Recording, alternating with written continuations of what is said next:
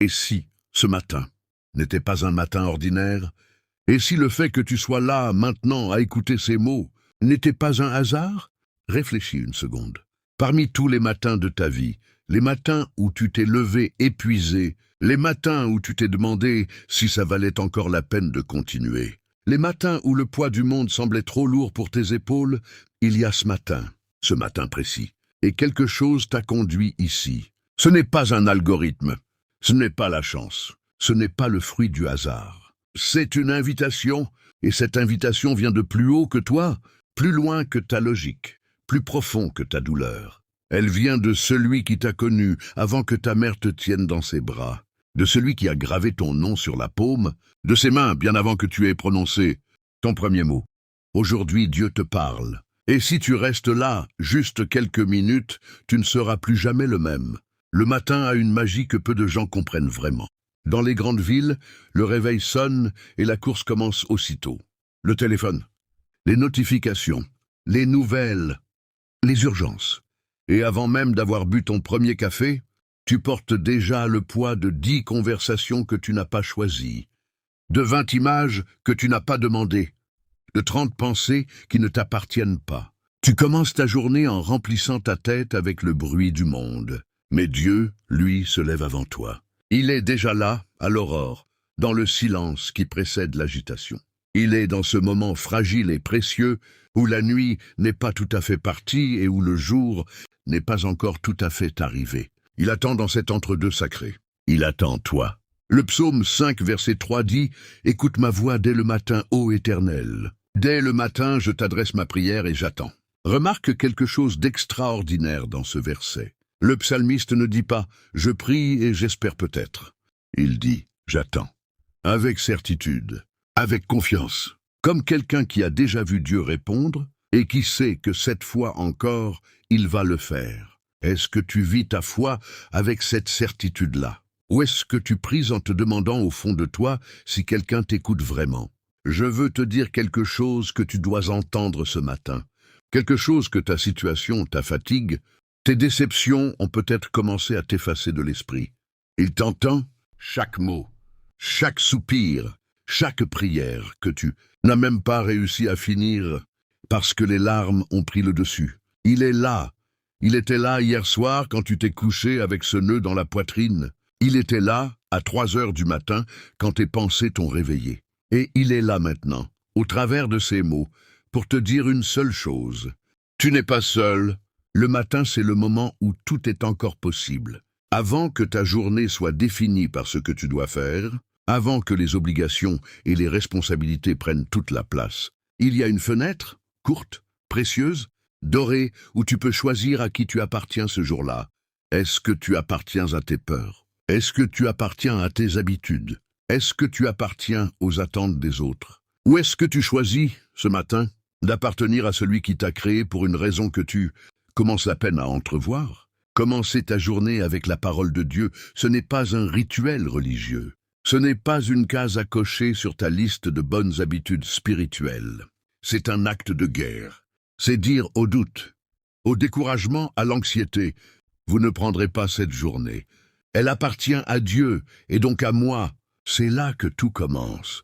Laisse-moi te poser une question que tu ne te poses peut-être pas assez souvent.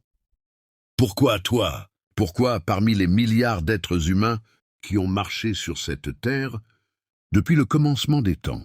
Est-ce toi qui vis en ce moment précis de l'histoire? Pourquoi ta famille, ton pays, ta génération? Ce n'est pas aléatoire. Acte 17, verset 26, dit quelque chose de vertigineux. Il a fait que tous les peuples sortis d'un seul homme habitent sur toute la surface de la terre, ayant déterminé la durée des temps et les bornes de leur demeure. Dieu a déterminé le temps où tu vivrais.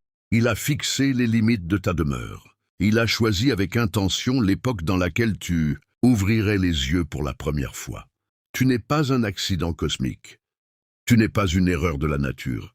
Tu n'es pas quelqu'un qui est arrivé sur cette terre par inadvertance et qui essaye tant bien que mal de trouver sa place. Tu es voulu, tu es placé, tu es envoyé. Mais voilà le problème. Et soyons honnêtes, parce que la vérité libère plus qu'elle ne blesse. Beaucoup d'entre vous ont grandi en entendant beaucoup de choses sur ce que vous êtes. Trop petit, trop complexe, pas assez courageux, pas assez intelligent, pas le bon profil, pas la bonne famille, pas le bon passé. Et ces voix, les voix des hommes, les voix de tes propres erreurs, la voix de l'ennemi qui murmure, dans les moments de faiblesse, ces voix ont commencé à sculpter ta vision de toi-même, doucement, progressivement, mais sans que tu t'en rendes vraiment compte. Et un matin, tu t'es réveillé en portant une identité qui n'est pas la tienne, une image de toi-même construite par la douleur, par le rejet, par l'échec. Ce matin, Dieu veut corriger ça. Jérémie 1, verset 5. Avant que je t'eusse formé dans le ventre de ta mère, je te connaissais, et avant que tu fusses sorti de son sein, je t'avais consacré. Dieu dit à Jérémie qu'il le connaissait avant sa naissance, avant sa famille, avant son éducation, avant ses succès et ses échecs. Il le connaissait dans l'éternité, et il avait déjà une mission gravée pour lui. Il en est de même pour toi. Tout ce que tu as vécu, les joies et les trahisons, les victoires et les humiliations, ne t'a pas défini. Dieu t'a défini bien avant tout ça, et sa définition de toi est infiniment plus haute, infiniment plus belle que tout ce que la vie a essayé de te faire croire. Peut-être que tu as l'impression d'être passé à côté de quelque chose. Peut-être que tu regardes ta vie et tu te dis « Ce n'est pas ce que j'avais imaginé, je devais être plus loin à cet âge. J'aurais dû réussir cette chose. J'aurais dû être guéri, libéré, restauré. » Et cette pensée te pèse chaque matin comme une pierre dans la poitrine. Mais est-ce que tu as déjà considéré que peut-être, juste peut-être, ce que tu appelles un retard est en réalité une préparation? Est-ce que tu as déjà pensé que ce que tu vis en ce moment, aussi difficile soit-il, est en train de te façonner pour quelque chose que tu n'as pas encore la capacité de porter? Dieu ne travaille pas selon ton calendrier. Et c'est une bonne nouvelle. Il y a quelque chose que tu ressens parfois et que tu n'arrives pas à nommer. Ce n'est pas de la tristesse à proprement parler, ce n'est pas de l'anxiété non plus, même si elle s'en approche. C'est une espèce de vide, un espace intérieur que rien ne semble remplir durablement. Tu l'as rempli avec des distractions. Avec des relations, avec le travail, avec des projets, avec du bruit, beaucoup de bruit. Et parfois ça fonctionne, le vide se tait pour un temps. Mais il revient toujours, surtout le matin justement, quand le silence est encore là avant que le monde se réveille. Ce vide, tu sais d'où il vient? Augustin d'Hippone, l'un des plus grands penseurs chrétiens de l'histoire, a écrit une phrase qui a traversé 16 siècles et qui est encore vraie ce matin. « Tu nous as fait pour toi, Seigneur, et notre cœur est sans repos jusqu'à ce qu'il trouve son repos en toi. » Ce vide n'est pas un défaut. Ce vide est une forme qui a la silhouette exacte de Dieu, et rien d'autre, aucune richesse, aucune relation, aucun succès, aucun plaisir ne peut prendre cette forme, parce qu'elle est taillée sur mesure. Et c'est là que la parole de Dieu entre. Quand tu ouvres la Bible le matin, ou quand tu écoutes des messages comme celui-ci, tu ne fais pas qu'absorber du texte. Tu te laisses parler par quelqu'un qui te connaît mieux que tu ne te connais toi-même. Tu permets à la voix de Dieu de traverser le silence de ton matin et d'aller toucher les endroits que personne d'autre ne peut atteindre. Hébreux 4, verset 12 dit « Car la parole de Dieu est vivante et efficace, plus tranchante qu'une épée quelconque à deux tranchants, pénétrante jusqu'à partager âme et esprit, articulation et moelle, elle juge les sentiments et les pensées du cœur. Vivante, ce mot est crucial. La parole de Dieu n'est pas un texte mort. Ce n'est pas un livre de philosophie ancienne ou un recueil de traditions culturelles. C'est une réalité vivante. Quand tu la reçois, elle travaille en toi. Elle transforme, elle éclaire, elle guérit des choses que tu ne savais même pas que tu portais. Pense à la graine. Une graine, de l'extérieur, ça ressemble à rien.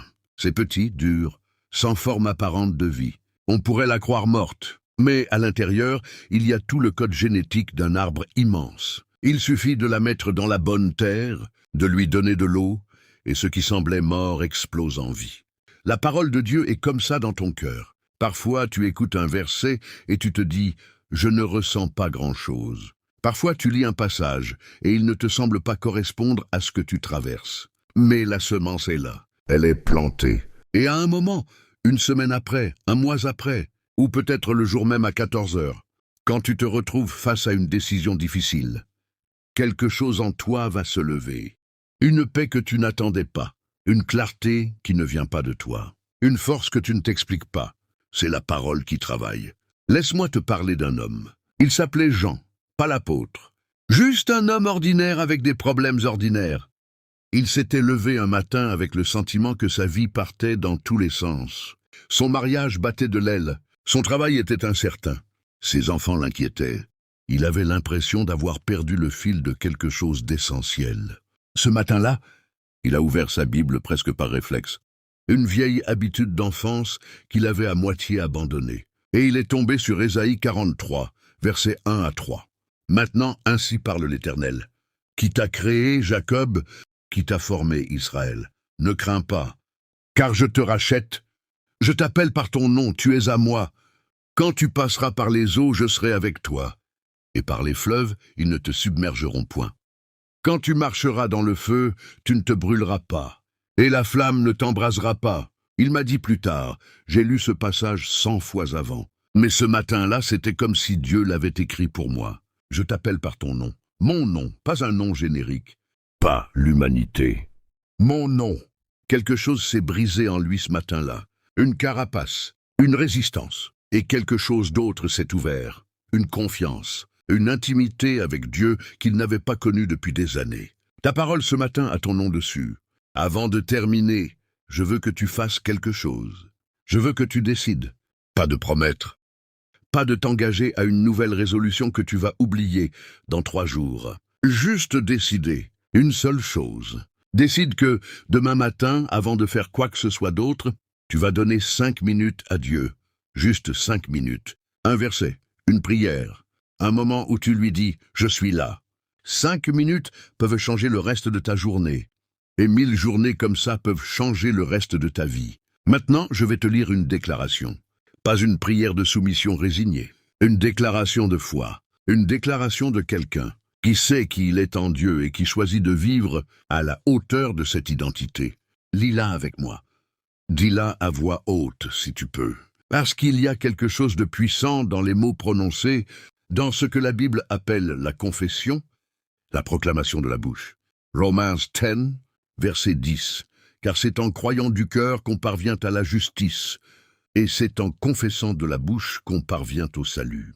Je suis enfant de Dieu, je suis aimé d'un amour que rien ne peut effacer. Je suis vu, connu et choisi par le Créateur de l'univers. Ma valeur ne se mesure pas à mes succès, à mes échecs, ni à ce que les hommes pensent de moi.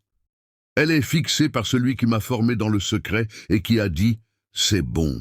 Ce que je traverse en ce moment ne me définit pas. Cela me forme, cela me prépare. Cela fait partie d'un plan plus grand que ce que je vois. Je ne sais pas tout, mais je fais confiance à celui qui sait tout. La parole de Dieu est vivante en moi. Elle éclaire mes pas. Elle fortifie mon cœur. Elle renouvelle mon esprit. Elle est ma nourriture et mon armure chaque matin. Je ne suis pas seul dans cette bataille. Celui qui est pour moi est plus grand que tout ce qui est contre moi. Et cette journée, avec ses défis, ses surprises, ses obstacles, cette journée appartient à Dieu. Et parce qu'elle appartient à Dieu, elle m'appartient aussi. Je la reçois avec foi. Je la vis avec espérance. Je la termine avec gratitude. Seigneur, ce matin, je viens devant toi avec tout ce que je suis. Avec mes forces et mes faiblesses. Avec ma foi et mes doutes. Avec mes victoires passées et les questions que je n'arrive pas encore à résoudre. Je te rends cette journée. Avant qu'elle commence vraiment, avant que le monde réclame mon attention et mon énergie, je te la donne.